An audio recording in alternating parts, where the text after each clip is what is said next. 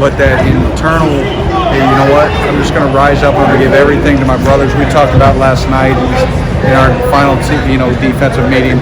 It's going to come down to strain, and that's what happened. Our guys strained to the finish. It wasn't always pretty, but they strained. But the Brett, after Iowa took the lead and it looked like they had worn you down, you guys got stops to give the offense a chance. They did. They came up in big moments, and against an offense that in 3rd and 1, 3rd and 2 situations, if you look at it statistically all year, they've been really, really good.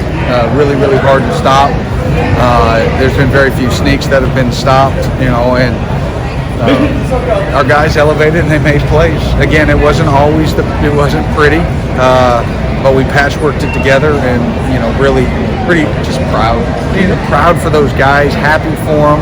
They deserve it. They've gone through a lot of ups and downs throughout the season. The highs are really high, the lows can be low. They've tried to stay as even keel as possible, and we needed everybody that we had available today. When did you know you were going to be down so many linebackers? I don't know. Throughout the week. When they come out for that 4th and 1 trying to go you on were you nervous? You're always. Hey, listen.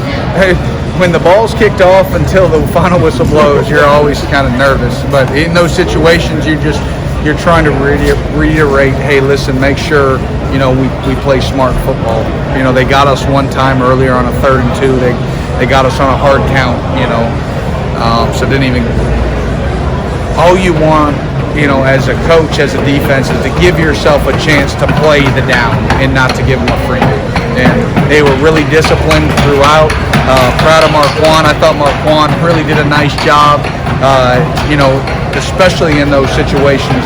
I put a heavy onus on him to say, hey, listen, it's a very one-on-one battle. If anybody's heard, I talk about it a lot. Their center versus Marquand. And I thought, we'll have to go back and look at the tape, but I thought he did a heck of a job in that. It seems like I asked about it before I came over, but what DeAndre did coming back from that injury, making the last play, just how does that so different? Yeah, I mean, that's DeAndre.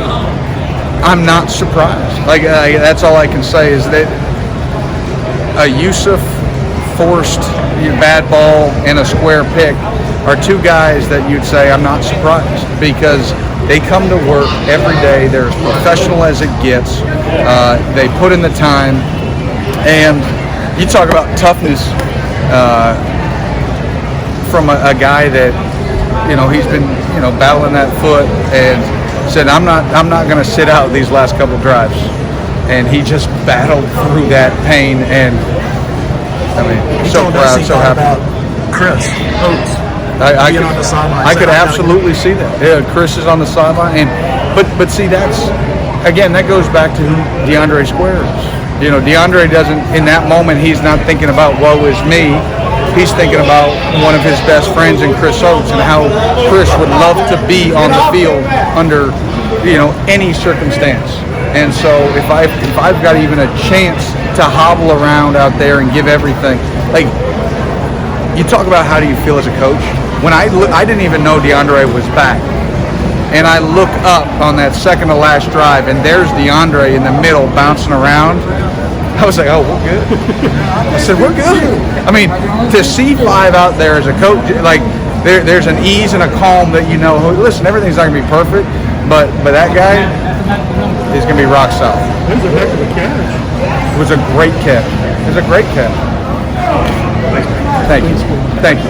Appreciate it.